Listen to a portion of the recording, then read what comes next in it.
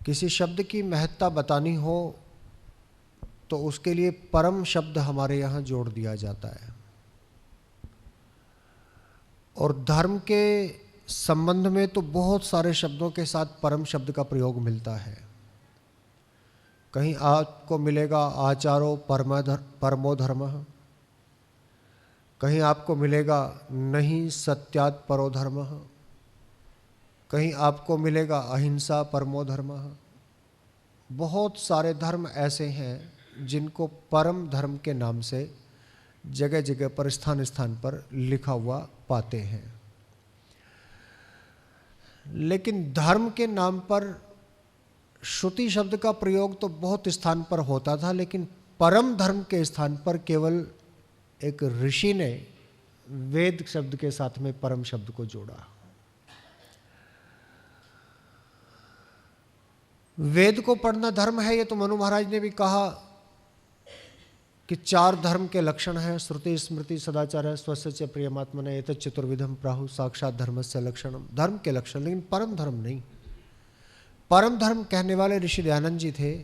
उन्होंने कहा कि वेद को पढ़ना पढ़ाना और सुनना सुनाना सब आर्यों का परम धर्म है। वेद धर्म है, उसको पढ़ना पढ़ाना धर्म है, ये तो पुराना वाक्य है। परम उनकी अपनी खोज है। इसी कारण से लगभग तभी से अब तक आर्य समाज में श्रावणी का पर्व मनाया जाता है। और ये कोई ऋषि दयानंद जी के बाद हमने प्रारंभ किया हो, चलो हमने प्रारंभ कर दिया होगा, पर ये श्रावणी के समय यज्ञोपवीत परिवर्तन, वेद पाठ का प्रारंभ और ये सब परंपराएं तो बहुत लंबे समय से चली आ रही है, बहुत लंबे समय से चली आ रही है। हम सब लोग भी श्रावणी के कार्यक्रम में यहाँ उपस्थित हुए हैं, आए हैं। और आज का सम्मेलन धर्म संस्कृति रक्षा सम्मेलन के नाम से है। इधर रक्षा दिवस के नाम से संस्कृत दिवस को मनाया जा रहा है। 1969 में संस्कृत दिवस भारत सरकार ने मनाने की घोषणा की और संस्कृत रक्षा दिवस या संस्कृत, हम तो संस्कृत दिवस मना रहे हैं, लेकिन संस्कृत रक्षा सम्मेलन बहुत सारे दिखाई पड़ते हैं। तो रक्षा करने की या मनाने की आवश्यकता उसको होती है जो बीमार होता है या मरणासन्न होता है या जो ऐसा लगे कि सिकुड़ रहा है, सिमट रहा है, उसकी रक्षा करने की आवश्यकता लोग कहते हैं कि होती है। इसलिए संस्कृत दिवस मनाना चाहिए ताकि संस्कृत की रक्षा हो सके। मैं उनकी इस बात से सहमत नहीं होता। इसलिए नहीं होता क्योंकि वेद में भी एक मंत्र ऐसा आता है कि इसकी रक्षा होनी चाहिए। और ये मंत्र आपने बहुत बार सुना होगा, एड़ा सरस्वती मही तिस्रो देवी मयो भुवा बरही सीदंतु अस्रधा। अब जब वेद में ये कहा कि अपनी भाषा की रक्षा होनी चाहिए, अपनी भाषा को बचा करके रखो, तो इसका अभिप्राय ये तो नहीं है कि संस्कृत की रक्षा करने के लिए कोई नया उद्योग चलाया हो या हिंदी की रक्षा करने के लिए अब हम उद्योग चलाएं या कोई नया प्रकल्प प्रारंभ करें, ऐसा तो बिल्कुल नहीं है। वेद में अपनी भाषा, अपनी सभ्यता, अपनी संस्कृति और अपने वेद ज्ञान की रक्षा की जो बात कही है वो कोई साधारण बात नहीं है। हम इस बात को कहते हैं, सुनते हैं, जानते हैं कि जब जब वेद के पथ को हमने छोड़ा है तब तब मानवता को दुख उठाना पड़ा है, चाहे वो किसी भी रूप में हो। वेद के आदेश का उल्लंघन, वेद के आदेश की अवहेलना दुख के रूप में प्राप्त होती है। भाषा की रक्षा की ओर हमने ध्यान नहीं दिया।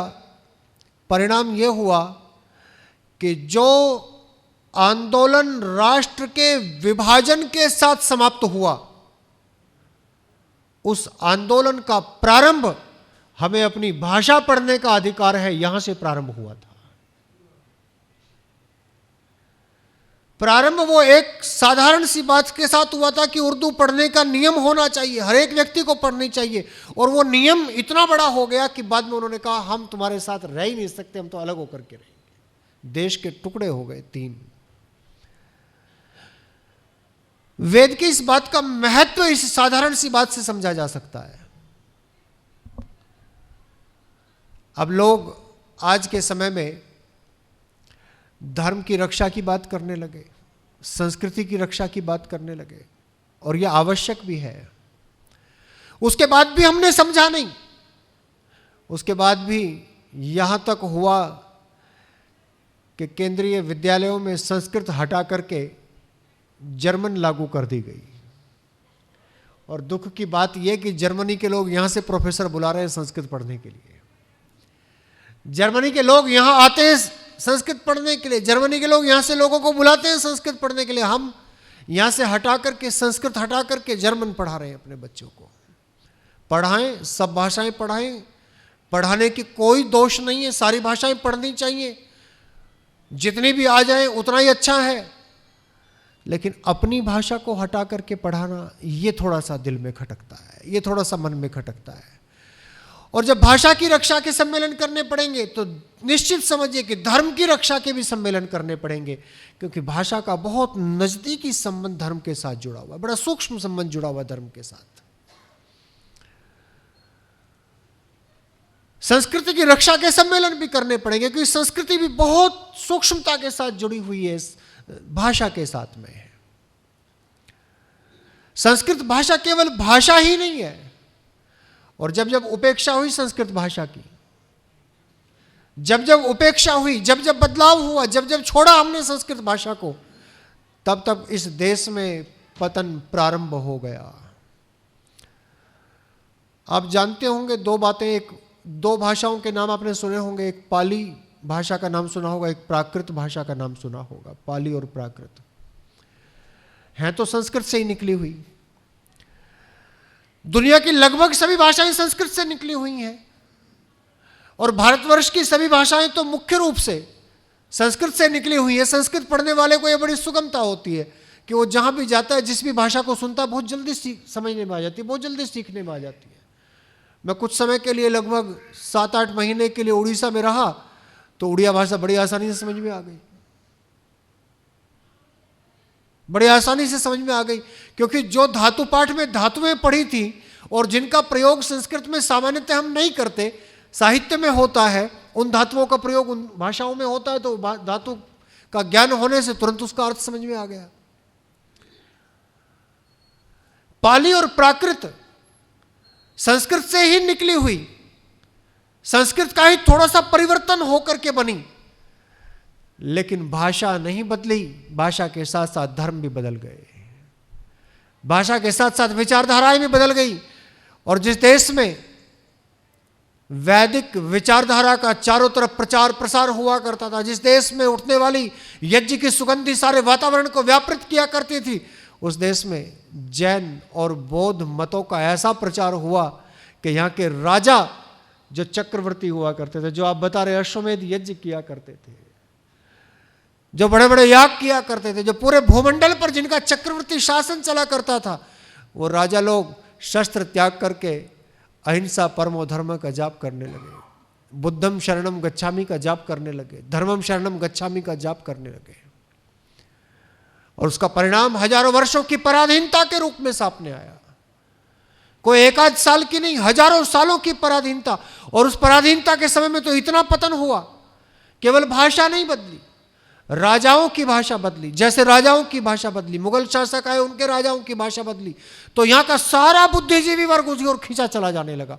और कहावतें बन गई इस देश में कि हाथ कंगन को आरसी क्या, पढ़े लिखे की सूचक बन गई फारसी भाषा, क्योंकि राजाओं की भाषा थी, राजकार्य की भाषा थी। इसलिए पढ़ा लिखा माना ही हो जाने लगा जिसको फारसी आती हो। फिर राज्य बदले, सत्ताएं बदली, गवर्नमेंट चेंज हुई, ईस्ट इंडिया कंपनी आ गई, अंग्रेज हुकूमत आ गई। और अंग्रेज हुकूमत के बाद अब तक पढ़ा लिखा उसको समझा जाता है जो जितनी ज्यादा अंग्रेजी बोलता है। उस समय तो समझा ही जाता था। दुर्भाग्य यह है कि 1947 के बाद भी किसी ने इस बारे में कुछ विशेष नहीं किया। अब थोड़ा बहुत नई शिक्षा नीति से हमें है आशा है। आज मैं उम्मीद नहीं बोलना चाहता, उम्मीद भी फिर संस्कृत का नहीं हो जाएगा। हमें नई शिक्षा नीति से आशा है कि कुछ परिवर्तन आएगा, कुछ देश में जागृति आएगी, कुछ राष्ट्र में जागृति आएगी, लेकिन उसके लिए बहुत कुछ हमें अपने भीतर जागृति पैदा करनी पड़ेगी। अपने भीतर जागृति पैदा करनी पड़ेगी। हम धर्म की रक्षा करने के लिए सम्मेलन करें, हम संस्कृति की रक्षा करने के लिए सम्मेलन करें, हम भाषा की रक्षा करने के लिए सम्मेलन करें, पर पहले तो हम ये देखें क्या हम इस धर्म को जानते हैं। और धर्म के नाम पर ये जो लोग दूर हट रहे हैं धर्म के नाम से, ये आखिर क्यों? क्या कभी हमने इस बारे में विचार किया? क्या कभी हमने ऐसा सोचा धार्मिक व्यक्ति का आज भी कितना सम्मान होता है? धोती कुर्ता पहने हुए हो तो बस में सीट भी मिल जाती है, लोग खड़े होकर के सीट दे देते हैं। धार्मिक व्यक्ति का आज भी सम्मान होता है, फिर भी लोग धर्म से दूर क्यों हट रहे हैं? जरा सा विचार तो करना चाहिए, जरा सा सोचना तो चाहिए, चिंतन का तो करना एक बात है, विषय है। लोगों ने ऐसा भ्रम फैला दिया कि धर्म को पालन करने वाले लोग बड़े गलत होते हैं, धार्मिक व्यक्ति बड़े गलत होते, और यहां तक फैलाया कि धर्म तो बड़ी अफीम है, अगर उन्नति करना चाहते हो तो इस धर्म के रास्ते को छोड़ो। वास्तविक कारण यह है कि वो धर्म के सही स्वरूप को नहीं जानते, या हमने जनाने का प्रयास नहीं किया, हमने जनाया नहीं उनको। कोई जानता नहीं, ये उसका दोष नहीं। मैं दोबारा कह रहा हूं इस बात को, कोई जानता नहीं, ये उसका दोष नहीं। जिसे जनाना चाहिए था उसने जनाया नहीं, ये उसका दोष है।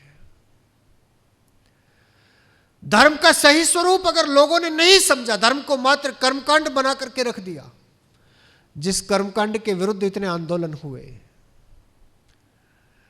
सबसे पहला आंदोलन श्री कृष्ण जी महाराज ने किया। एक गीत भी आता ना, धर्म संस्कृति के जीती जागती तस्वीर थे, अमर जागीर था। श्री कृष्ण जी के बारे में तो ऐसा आता है। श्री कृष्ण जी ने सबसे पहले आंदोलन किया धर्म के आडंबरों के खिलाफ। ध्यान दीजिएगा, आप श्री कृष्ण जी का जन्म दिवस मनाएंगे, एक छोटी सी बात मेरी सुनते जाइए बस। सबसे पहले आंदोलन किया, क्योंकि धर्म के नाम पर जब जब हम कर्मकांड को धर्म समझ बैठेंगे, जब जब हम पूजा पद्धतियों को धर्म समझ बैठेंगे, जब जब हम व्यक्ति के ईश्वर को स्मरण करने के तरीकों को धर्म समझ बैठेंगे, उपासना के तरीकों को धर्म समझ बैठेंगे, तब तब ये विकृतियां आना स्वाभाविक है। धर्म तो बड़ा विराट रूप है, धर्म का तो बड़ा विराट रूप है। उस दिन भी धर्म की चर्चा हो रही थी, सेठी जी कह रहे थे कि धर्म तो गुणों का नाम है, अग्नि का धर्म ये, जल का धर्म ये, वायु का धर्म ये, धर्म तो गुणों का नाम है। और मैं कहता हूं इससे भी आगे बढ़ जाइए थोड़ा सा और। मैं तो ये कहता हूं धर्म तो कर्तव्य पालन का नाम है। धर्म तो कर्तव्य पालन का नाम है। लोग कहते हैं कि कर्म ही धर्म है, मैं कहता हूं धर्म ही कर्म है।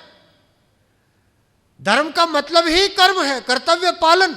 आपके जो जो कर्तव्य हैं, एक माता के रूप में किसी के क्या कर्तव्य हैं, एक पिता के रूप में किसी के क्या कर्तव्य हैं, एक शिक्षक के रूप में किसी के क्या कर्तव्य हैं, एक विद्यार्थी के रूप में क्या कर्तव्य हैं, पुत्र के रूप में क्या कर्तव्य है। अपने अपने कर्तव्यों का पालन करना माने अपने अपने धर्म का पालन करना। हमने धर्म छोड़ा पहले, इसलिए आज धर्म की रक्षा करने की सम्मेलन करने पड़ रहे हैं। और ये तो सीधी सीधी बात है, धर्मो रक्षति रक्षितः, कि धर्म की रक्षा करेंगे तो धर्म हमारी रक्षा करेगा, और यदि हमने धर्म को छोड़ दिया तो हमारे छोड़ने से पहले धर्म हमें छोड़ करके चला जाएगा, हमारी रक्षा का साधन ही नष्ट हो जाएगा। उन लोगों का दोष है जिनको जनाना चाहिए था कि धर्म क्या है, उन्होंने अपने कर्तव्य का पालन नहीं किया, उन्होंने अपने मर्यादाओं का पालन नहीं किया, उन्होंने अपने धर्म को नहीं निभाया। परिणाम यह हुआ कि लोग कर्मकांड को ही धर्म समझने लग गए, और कमोबेश आज भी वही स्थिति है। आज भी वही स्थिति है। जैसे लोग जाकर के मंदिर में प्रार्थना करते हैं कि हमें ये मिल जाए, वैसे ही बैठ करके यज्ञ में प्रार्थना करते हैं कि हमें ये मिल जाए। ठीक है, यज्ञ से मिलता है, लेकिन कैसे मिलता है यह किसी ने जानने का प्रयास किया? यज्ञ तो पूरा विज्ञान है, यज्ञ तो पूरा विज्ञान है। आहुति डालने से मिल जाएगा। आहुति डाल के हाथ जोड़ करके कह दिया कि मुझे आयु मिल जाए, और सुबह सो रहे हैं 10 बजे तक,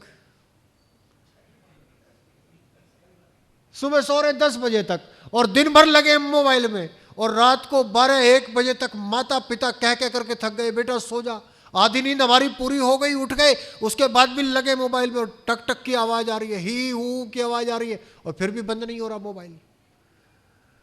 तो यज्ञ क्या आयु दे देगा? यज्ञ का स्वास्थ्य दे देगा? मुझे तो नहीं लगता देगा। जब तक कर्तव्य का पालन नहीं करेंगे, जब तक हम यज्ञ के विज्ञान को नहीं समझेंगे, जब तक यज्ञ की एक एक विधि को नहीं समझेंगे, जब तक यज्ञ के मंत्रों के निहितार्थ को नहीं समझेंगे, उनको अपने जीवन का हिस्सा नहीं बनाएंगे। लेकिन ये बताने वाले बताते नहीं, ये बताने वाले बताते नहीं। मुझे भी यज्ञ का ब्रह्मा बनाओ तो मैं भी नहीं बताता। मैं भी यही कहता हूं अंत में आकर के, आओ सब ईश्वर से प्रार्थना करें। ईश्वर से प्रार्थना करनी चाहिए अपना पूर्ण पुरुषार्थ करने के बाद। पुरुषार्थ हम करते नहीं, केवल प्रार्थनाओं के सहारे। और ऐसे ही धर्म का पतन प्रारंभ हुआ, केवल प्रार्थनाओं के सहारे। धार्मिक कर्मकांडों को अपने जीवन का आधार बना करके जब लोगों ने किया, तो श्री कृष्ण जी ने सबसे पहले विद्रोह किया। योगीराज श्री कृष्ण जी ने गीता के अंदर उन्होंने कहा कि यज्ञ केवल इतना नहीं है, आहुति डालना मात्र। जबकि बड़ी बात, वो प्रतिदिन यज्ञ करने वाले व्यक्ति, युद्ध की भूमि में भी कभी यज्ञ नहीं त्यागने वाले व्यक्ति, लेकिन उन्होंने सबसे पहले कहा कि यज्ञ केवल इसमें डालने का नाम नहीं है। गीता में श्लोक मिलता है, द्रव्य यज्ञ तपो यज्ञ ज्ञान यज्ञ तथैव च, कि यज्ञ के बहुत सारे रूप हैं।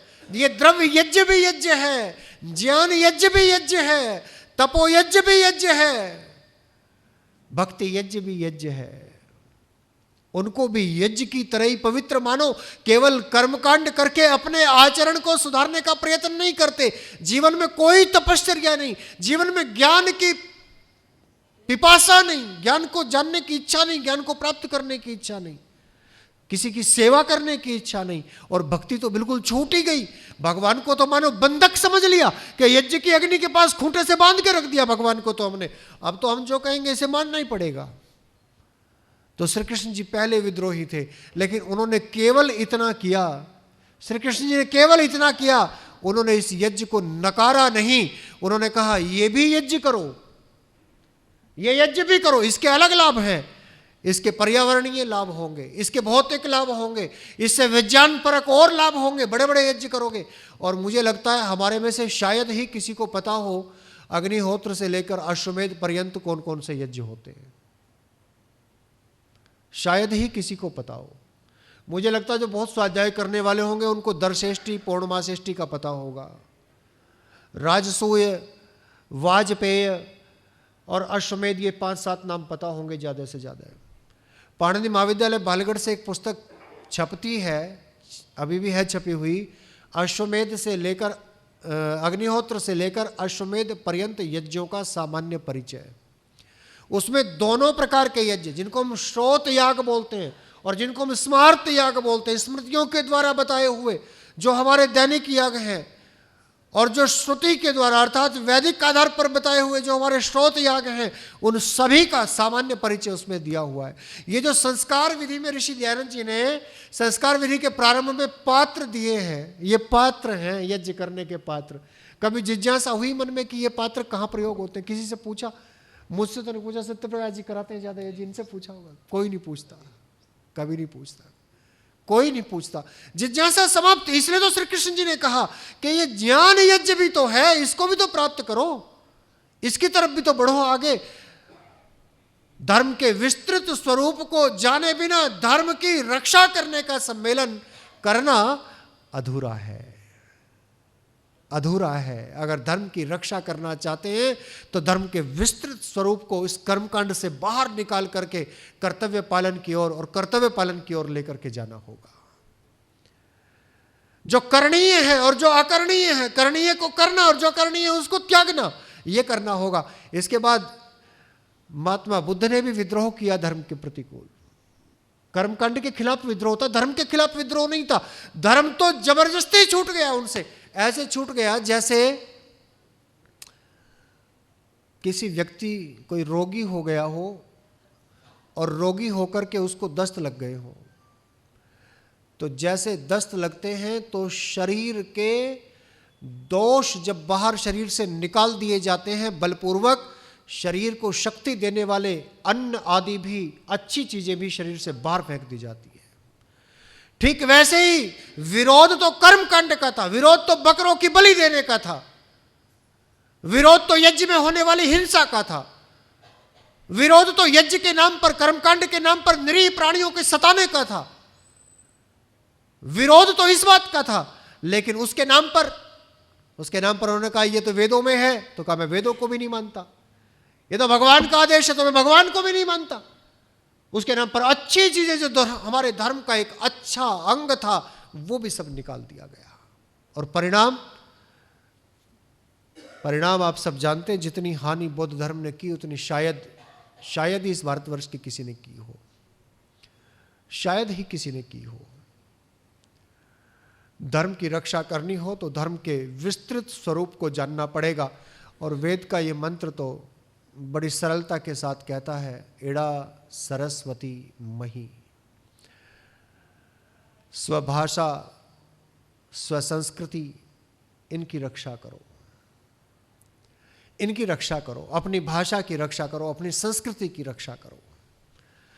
अब संस्कृति भी बड़ी विराट चीज है, संस्कृति के बारे में बोलेंगे तो संस्कृति भी बहुत बड़ी चीज है। अपनी भाषा की रक्षा करो, पहले भाषा से ही प्रारंभ करते हैं।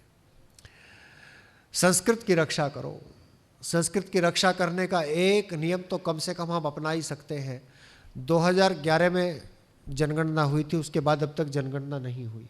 21 में प्रस्तावित थी लेकिन वो नहीं हुई। मैं एक सूत्र बता रहा हूं। प्रथम भाषा के रूप में संस्कृत लिखवाने वाले 2001 में कुल 15,000 व्यक्ति थे भारतवर्ष में, 14,000 समथिंग, 15,000 के आसपास व्यक्ति थे जिन्होंने प्रथम भाषा के रूप में संस्कृत को लिखवाया। लेकिन जब जागृति फैलाई, जब अभियान चलाए, जब लोगों को चेताया कि ऐसे तो बहुत दिक्कत हो जाएगी, तो फिर 2011 में संस्कृत को प्रथम भाषा के रूप में लिखवाने वालों की संख्या कई गुना बढ़ गई, कई गुना। वो अब और भी ज्यादा बढ़ सकती है, वो अब और भी ज्यादा बढ़ सकती है। आप कोई भी भाषा बोलते हो, आप कोई भी भाषा प्रयोग करते हो, आपका चाहे अंग्रेजी के बिना बिल्कुल काम नहीं चलता, आप सारे व्यवहार अंग्रेजी में करते हो, आपके बच्चे अंग्रेजी पढ़ते हैं, मेरे भी पढ़ते हैं। परंतु हम एक काम तो कर सकते हैं कि जब जनगणना हो, जब उसमें भाषा का विषय आए, जब उसमें लिखवाया जाए, तो आप इतना तो लिख सकते हैं कि हमारी प्रथम भाषा संस्कृत है। क्या हम इतना कर सकते हैं? कर सकते हैं ना? इतना तो हम कर ही सकते हैं। जो पढ़े लिखे हैं वो भी कर सकते हैं, जो अनपढ़े वो भी कर सकते हैं, जो बिल्कुल साक्षर हैं, जो उसमें लिखते हैं ना केवल लिटरेट, कौन सी क्लास तक पढ़े? हम कहीं पढ़े ही नहीं, कोई पहली दूसरी तीसरी चौथी पांचवी हमने कुछ नहीं पढ़ा। वैसे तो इतनी उम्र हो जाती है, 60-70 साल की उम्र हो गई और जनगणना वाले कौन सा इंटरव्यू लेने आ रहे हैं, लोग लिखवा देते, लिख दो 12वीं, कुछ भी लिखवा देंगे। लेकिन कुछ भी लिखवाओ, जब भाषा का विषय है तो सबसे पहले लिखवाएं प्रथम भाषा है संस्कृत। दूसरी बात, प्रेरित करें संस्कृत पढ़ने के लिए बच्चों को। हालांकि मेरी दोनों बेटियां अंग्रेजी माध्यम के विद्यालयों में पढ़ी हैं और छोटे वाली पढ़ रही है, लेकिन इतना ज्ञान मैंने उनको संस्कृत का करा दिया कि कोई ये ना कहे कि संस्कृत के अध्यापक की बेटियां संस्कृत में कुछ नहीं जानती, उनको कोई ये दोष ना दे। मैं इतना तो नहीं कर सका जितना डॉक्टर साहब ने किया कि JRF और PhD संस्कृत में हो रही है, वो तो व्यवस्थाएं जैसी बनी, लेकिन इतना तो मैंने ज्ञान करा दिया, इतना तो उनको ज्ञान करा दिया। और एक बात बताता हूं, मैं अभी शामली गया, शामली में मैं जिस विद्यालय में गया वहां पर 3 अध्यापक हैं, 3 अध्यापक। उन 3 अध्यापकों में एक अध्यापक संस्कृत के हैं जिनकी नियुक्ति संस्कृत के लिए हुई है और उनको ये 4था साल चल रहा है। 4 साल हो गए उनकी नियुक्ति हुई। 4 साल पहले नियुक्ति हुई थी। अब मैंने जाकर के पूछा संस्कृत में कितने बच्चे हैं, तो उन्होंने कहा जी संस्कृत कोई लेता ही नहीं, संस्कृत कोई लेता ही नहीं। और आप जानते हैं, आपसे ज़्यादा डॉक्टर साहब जानते हैं, मैं जब हस्तिनापुर में संस्कृत पढ़ाया करता था तब भी संस्कृत पढ़ने वाले बच्चे मेरे पास होते थे। मैं केवल एक दिन नवम कक्षा में गया, 9वीं में, 10वीं तो चूंकि हो चुकी, उसके तो सब्जेक्ट निश्चित हो चुके, केवल एक दिन 9वीं कक्षा में गया और एक दिन 9वीं कक्षा में जाकर के मैंने पौना घंटा या 50 मिनट लगभग संस्कृत पढ़ाई उन बच्चों को, और संस्कृत पढ़ा करके संस्कृत के महत्व समझा करके उनको कहा कितने बच्चे संस्कृत लेंगे, तो 50 बच्चों में से 16 बच्चों ने स्वीकृति दी कि हम संस्कृत लेने को तैयार हैं। 16 बच्चों ने स्वीकृति दी। 16 बच्चों के मैंने नाम नोट कर लिए, उनको दे दिए कि ये 16 बच्चे हैं, और जो टाइम टेबल बनाने वाले उनको कह दिया संस्कृत का पीरियड लगा दो। मैं कहीं इधर उधर हो गया, मैं तो इधर उधर भी कई बार हो जाता हूं, तो इधर उधर हो गया। 5-7 दिन बाद मैं फिर आया तो मैंने उनसे पूछा टाइम टेबल, तो आप निराशा की बात देखिए, निराशा की बात कि उस व्यक्ति ने आकर के फिर कहा कि जी संस्कृत में तो फिर बहुत दिक्कत हो जाएगी, टाइम टेबल कैसे सेट करेंगे, और इस बार तो इनको रहने देते हैं, अगली बार से संस्कृत दिलाएंगे क्योंकि 4 महीने निकल चुके हैं, अब किताबें भी नहीं मिल रही, यहां तो सामने में किताबें नहीं मिल रही। मैंने कहा कोई बात नहीं, मैं मेरठ से आरजी डिग्री कॉलेज के सामने जो एक कॉम्प्लेक्स सा है उसके अंदर मिलती हैं, वो रेखा पब्लिक दुकान है, एक रेखा नाम है उसका, उनके यहाँ से संस्कृत की किताबें खरीद के गया और मैंने कहा कि ये पुस्तकें मेरी तरफ से निःशुल्क होंगी, इन बच्चों को दे दो। फिर भी 16 में से मेरी थोड़ी सी निगाह हटने के बाद भी अब 13 बच्चे बच गए, उसमें 3 बच्चे फिर इधर उधर कर दिए। जब हम पढ़ाने वाले ही बच्चों को हतोत्साहित करेंगे, जब हम पढ़ाने वाले ही ये चाहेंगे कि संस्कृत ना पढ़ानी पड़े, जब हम पढ़ाने वाले ही ये सोचेंगे कि संस्कृत कठिन है, पढ़ाने वाले ये विचार करेंगे कि हमारे लिए कठिन है पढ़ाना संस्कृत, तो पढ़ने वाले तो हमसे एक कदम आगे बढ़ करके सोचेंगे कि हम संस्कृत क्यों पढ़ें,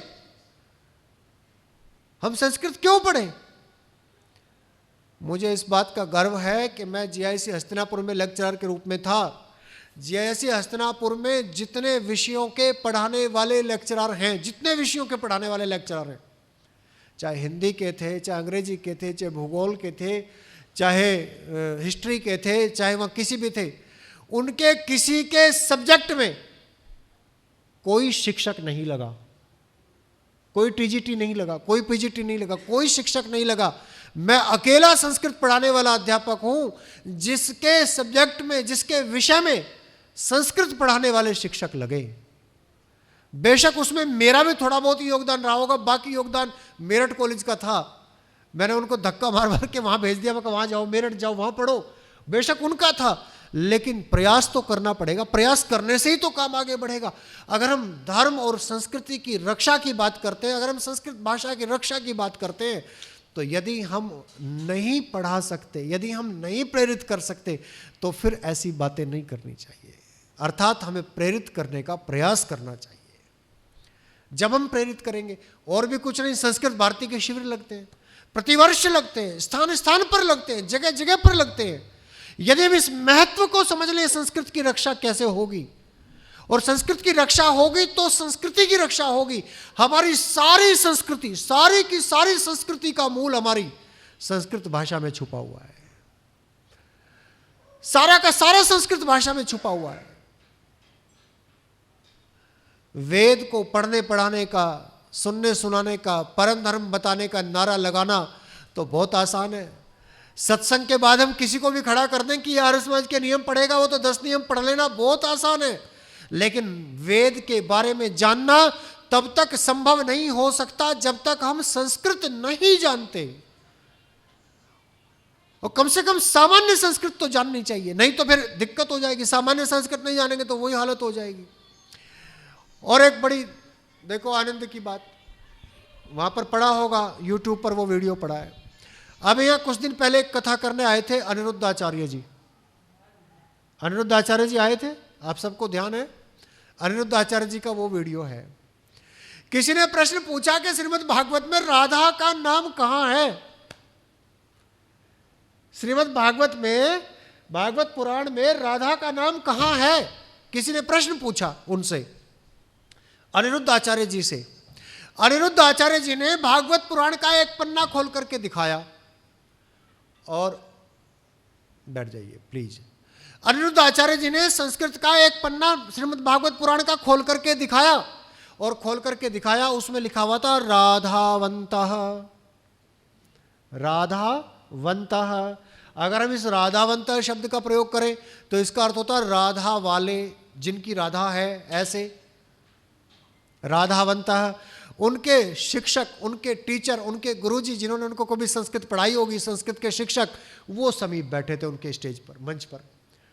उन्होंने बीच में ही टोक दिया, बीच में ही टोक दिया कि रुको, ठहरो, ये क्या कह रहे हो कि गुरुजी देखो ये लिखा हुआ राधावंत है। अरे ऐसा मत कहो, बड़ी हंसी उड़ेगी, बड़ा मजाक उड़ेगा तुम्हारा। अरे विसर्गों को रह हुआ है यहां पर, संस्कृत की संधि का तुम इतना नियम नहीं जानते, विसर्गों को रह हुआ है, शब्द तो आगे है, आधावंतः। आधावंतः शब्द है, आयुध लेकर के हाथों में दौड़ते हुए, आते हुए शब्द है, ऐसे ही। तो विसर्गों को रह हुआ, उन्होंने टोक दिया। अब वो फिर बात को इधर उधर करके, अच्छा जी अच्छा, हाँ बात करेंगे।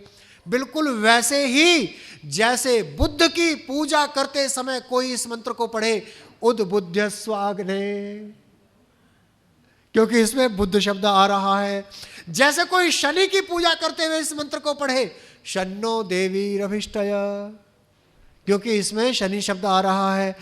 अगर थोड़ा भी संस्कृत हम नहीं पढ़ेंगे तो हम नहीं जान पाएंगे कि ये क्या बोला जा रहा है। हम नहीं जान पाएंगे कि बुद्ध की पूजा के लिए क्या बोला जा रहा है। हम नहीं जान पाएंगे शनि की पूजा के लिए क्या बोला जा रहा है। हम नहीं जान पाएंगे राधा का शब्द बोला जा रहा है या नहीं बोला जा रहा है।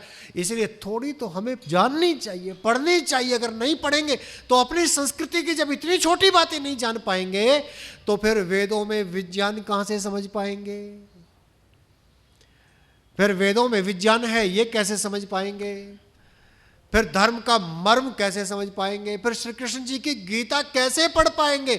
और जब गीता नहीं पढ़ पाएंगे तो बस फिर तो हमें यही दिखता रहेगा कि अवतार लेकर के आ रहे हैं। यदा यदा ही धर्मस्य ग्लानिर्भवति भारत अभ्युत्थानम धर्मस्य तदात्मानं सृजाम्यहम्। बस आ गए, बस घड़ी देख लो, टाइम कितना रहेगा, बस आने वाले हैं, आने ही वाले हैं।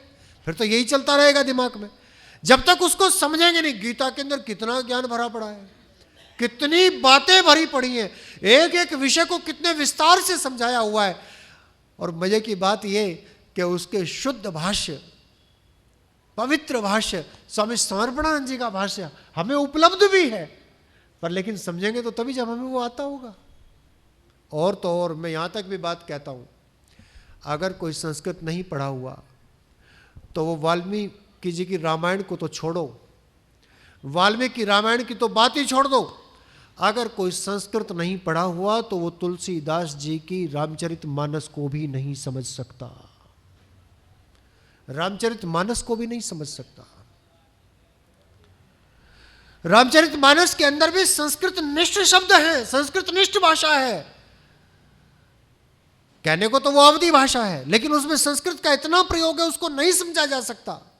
और जब मानस को नहीं समझा जा सकता, जब रामायण को नहीं समझा जा सकता, महाभारत को नहीं समझा जा सकता, गीता को नहीं समझा जा सकता, तो फिर वेद को कैसे समझेंगे। और वेद को नहीं समझेंगे, रामायण को नहीं समझेंगे, मानस को नहीं समझेंगे, गीता को नहीं समझेंगे, जब कुछ भी नहीं समझेंगे तो फिर तो कर्मकांड से ही सब कुछ होता है, यही समझेंगे और क्या समझेंगे।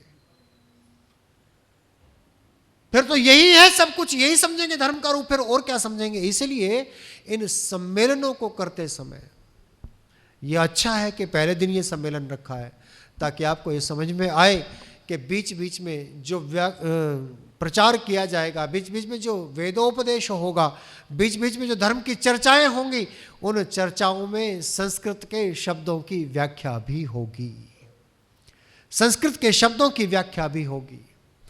और बस 2-4 पुस्तकों के नाम बता दूं आपको, अगर आप पढ़ना चाहें तो ये पुस्तकें उपलब्ध हैं आजकल, इस पर मिल जाती हैं, सब इंटरनेट पे मिल जाती हैं, पुस्तकें प्राप्त हो जाती हैं। हमारे देश के प्रथम राष्ट्रपति डॉक्टर राजेंद्र प्रसाद, हमारे देश के प्रथम राष्ट्रपति, उन्होंने एक बड़ी सुंदर पुस्तक लिखी है बड़ी अच्छी पुस्तक लिखी है उन्होंने, संस्कृत और संस्कृति। संस्कृत और संस्कृति, और 150-200 रुपए के बीच की है। अमेजन पर भी है, फ्लिपकार्ट पर भी है, जहाँ से आप चाहें मंगा लें। लेकिन विदेशी संस्थाओं से क्यों मंगाएं, आप कहीं से भी खरीद सकते हैं इसको। संस्कृत और संस्कृति, ये पुस्तक। पानीपत से आर्य समाज ने एक पुस्तक छापी है, काफ़ी मोटी पुस्तक है, धर्म और संस्कृति। बड़ा बाजार आर्य समाज में पानीपत में, वहाँ से मंगवाओ। धर्म और संस्कृति, बड़ी सुंदर पुस्तक है, बड़ी अच्छी पुस्तक है। और अगर आप कभी इतिहास का कुछ ज्ञान रखना चाहते हो, इतिहास के बारे में पढ़ना चाहते हो, तो एक पुस्तक मिलती है, संस्कृति के 4 अध्याय, दिनकर जी की संस्कृति के 4 अध्याय, इतनी रोचक है। उसी पुस्तक में तो बताया आर्य समाज को हिंदुओं की वीर भुजा। हिंदू धर्म के आर्य समाज के बारे में जब वर्णन करते हैं तो वो लिखते हैं ये आर्य समाज हिंदुओं की वीर भुजा है, वीर भुजा जिससे इस धर्म की रक्षा हुई, इस धर्म को बचाया गया, इस धर्म को मूल स्वरूप को बचाया गया, हम धर्म की जड़ों की ओर लौटे। और हमें ने तो ये बताया कि प्रत्येक को अपनी ही उन्नति में संतुष्ट न रहना चाहिए, किंतु सबकी उन्नति में अपनी उन्नति समझनी चाहिए। हमने तो धर्म का रास्ता ये बताया, हमने धर्म का रास्ता ये बताया, अर्थात परोपकार। धर्म का रास्ता परोपकार। और धर्म के नाम पर आज दिखाई क्या पड़ता है, स्वार्थ स्वार्थ स्वार्थ। जो भी व्यक्ति धर्म का विरोध कर रहा है वो धर्म का विरोध नहीं कर रहा, वो केवल धर्म के नाम पर होने वाले स्वार्थ का विरोध कर रहा है। और जहां जहां स्वार्थ है वहीं वहीं झगड़े, वहीं वहीं लड़ाई, वहीं वहीं कलह, वहीं वहीं क्लेश। जब लड़ाई होंगे, झगड़े होंगे, क्लेश होंगे, लूटमार होगी, तो वो धर्म होगा कि अधर्म होगा। जब संपत्तियों को अपने हक में करने की भावना होगी तो वो धर्म होगा कि अधर्म होगा। जब संपत्तियों पर कब्जे की जद्दोजहद प्रारंभ हो जाएगी, प्रतिस्पर्धा प्रारंभ हो जाएगी, तो वो धर्म होगा कि अधर्म होगा, वो तो अधर्म होगा। विरोध अधर्म का करना था, विरोध स्वार्थ का करना था, विरोध बुरे कर्मों का करना था, विरोध बुरे आचरण का करना था। हमने क्या करना शुरू कर दिया, हमने धर्म को ही गलत कहना शुरू कर दिया। धर्म ही अफीम है, इसको खाने से ही लोग बुरे बनते हैं, हमने ये कहना शुरू कर दिया। तो ऐसा ना कहें। धर्म की रक्षा धर्म को जानने से होगी, संस्कृत की रक्षा संस्कृत को जानने से होगी, संस्कृति की रक्षा संस्कृति को जानने से होगी। और जब हम जानेंगे तो हमें पता लगेगा ये तो इतनी अच्छी बातें हैं, और तब हम उसको अपनाएंगे। जब हम जानेंगे तब हम उसको अपनाएंगे, अपने जीवन में धारण करेंगे। तो धर्म रक्षा हो, संस्कृति की रक्षा हो, संस्कृत की रक्षा हो, हम प्रयास करें कि उनको पहले जानें और जान करके फिर उनको अपने जीवन में अपनाएं। तभी ये वेद का मंत्र सार्थक हो सकता है। इड़ा सरस्वती मही तिस्रो देवी मयो भुव बर्हि सीदंतु अस्त्रतः। अपनी भाषा, अपना ज्ञान, अपनी संस्कृति, अपनी सभ्यता, अपना सब कुछ जो अपने देश में है उसमें से जो जो श्रेष्ठ है, जो जो श्रेयस्कर है, उस पर स्वाभिमान की भावना हमारी हो, हम उसको अपने जीवन में धारण करें। 100 से अधिक देशों में देखा जाने वाला, सर्वाधिक लोकप्रिय और सबसे अधिक फॉलोअर्स के साथ पूरी दुनिया में आर्य समाज के विचारों का प्रचार करने वाला एकमात्र चैनल वैदिक प्रचार।